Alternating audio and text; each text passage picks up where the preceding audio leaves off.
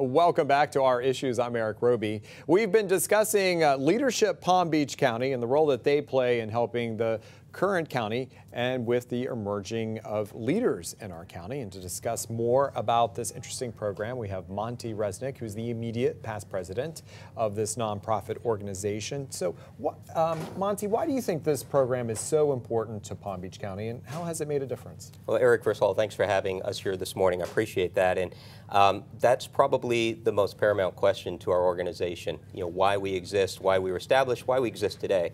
And I think it's simple when you look at basically the facts of our county. We're a pretty large county, right? Nearly 2,400 square miles, over 1.3 million people. We probably have one of the largest farming producing communities on the planet with over 500,000 acres, producing over $1 billion of goods. But that just scratches the surface. A lot of people think about Palm Beach County in terms of tourism and marine life and boating and so on. But a lot of people know far less about things like the enormous aerospace industry or the developing life science industry or technology. And then there's a whole host of corporate headquarters here like Office Depot and ADT that we read about frequently. But there's a whole other side of Palm Beach County that our organization really delves into each year with 50 new members to the organization, and that is the great diversity of our county. So while there are homes every year that sell in the tens of millions of dollars in our county, there are also many residents that don't know where they're going to sleep tonight. While we have some of the most incredible, delectable restaurants, there are many people who don't know where they're going to eat tonight. So there is a great diversity when you look across all the borders of our county, from Boca Raton up to Jupiter, out to Belle Glade, back over to Palm Beach.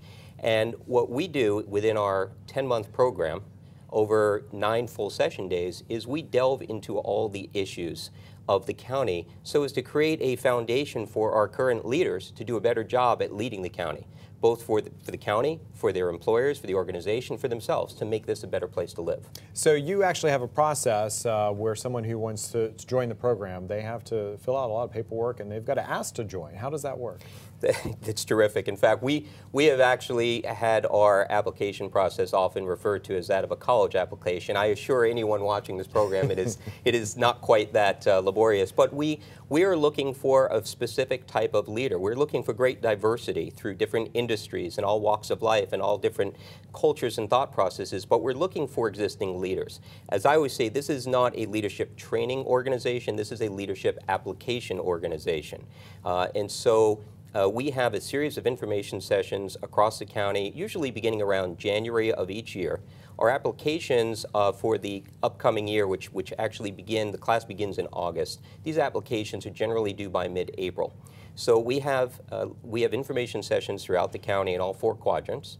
And we encourage people to meet with some of our alumni, some of our boards of directors, to talk about what's important, which is community engagement. It's one of the guiding principles of our organization that you're already involved in our community. Now, the applicants, they have to pay their way. This isn't necessarily a free ride. So what do they get out of it? Obviously, it makes sense that it's helping our community because we're bringing all these people together.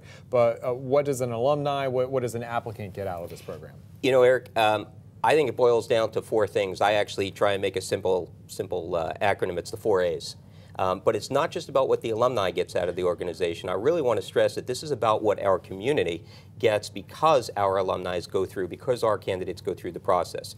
The first is awareness. As I believed our executive director mentioned in the first segment, there is not one person that goes through the program that doesn't at some point, if not many points, say, wow, I didn't realize that this goes on in our county, or I didn't realize this was an issue in our county. So awareness is number 1. Access is number 2. Access to all the leaders of the county, not just the individuals they're introduced to throughout the course of the 9-month program, but all their classmates and the 1,500 or so graduates that have come before them that they get to engage and connect with.